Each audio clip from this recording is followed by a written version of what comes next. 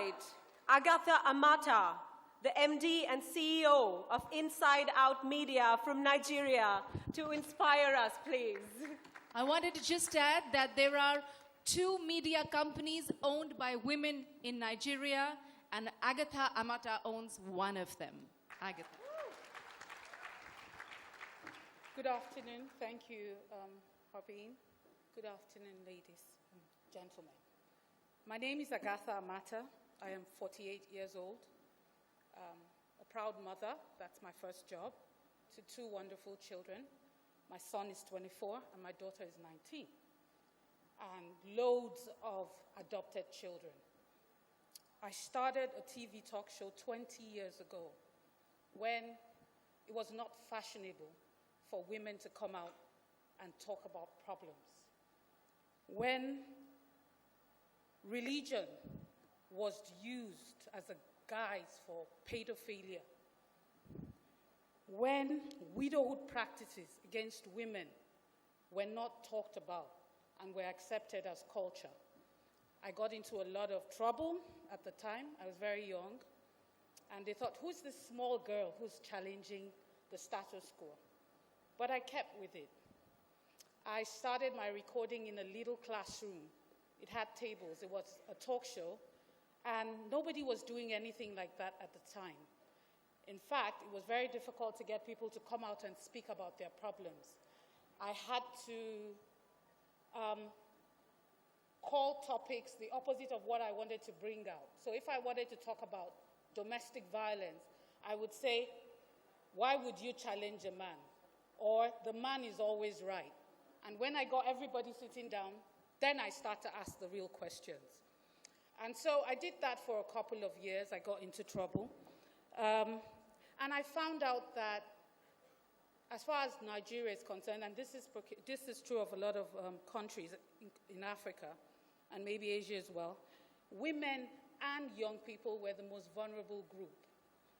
And I found out I was always dealing with issues that had to do with these 2 people. And so I started an NGO. I'm proud to say that as of last year, we partnered with several NGOs. Our special focus is on widows and widowhood practices. Last year, December, we had about 3,500 widows as part of the group, where at the end of the year, we're able to give them something. And we also try to help them empower themselves. We sponsor widows' children to schools. A lot of the time, what they really want is vocational training so they can take care of themselves. And we've been able to do that in conjunction with other widows, with other NGOs. We've partnered with a lot of both governmental and non-governmental organizations on issues that have to do with domestic violence. If I tell you some of the things I've seen, a situation where a man sets his wife on fire and locks her up in a room and assumes she's dead, and we had to try to raise money for her so that she can be sent abroad for a total skin graft. A situation where a boyfriend who's a police officer shoots his wife to be in the face and half her face is gone because she dared to challenge him. It's endless. And you just wonder how and what you can do. You're so small and the problems are so big. But I always say this, it's my personal mantra. A life that cannot touch any other life is a wasted life. So if it is one step, whatever you do, if whatever little thing you can do, do it.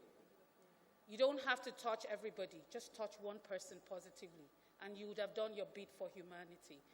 And so even as incidentally, this is my 20th year on TV. When I had done this for 10 years, I put a TV and a radio channel. I put 2 names up. I didn't know how I was going to get the funding. I didn't know where it was going to come from. I said, Agatha, you're going to own a radio station and a TV channel. It was a lot of work. Focus, persistence, perseverance, and God. And today, I have a staff of over 120. I have my own TV channel, and I have my own radio station, and I didn't get a loan from the bank. So yes, it can be done. Thank you very much for inviting me, and God bless you all.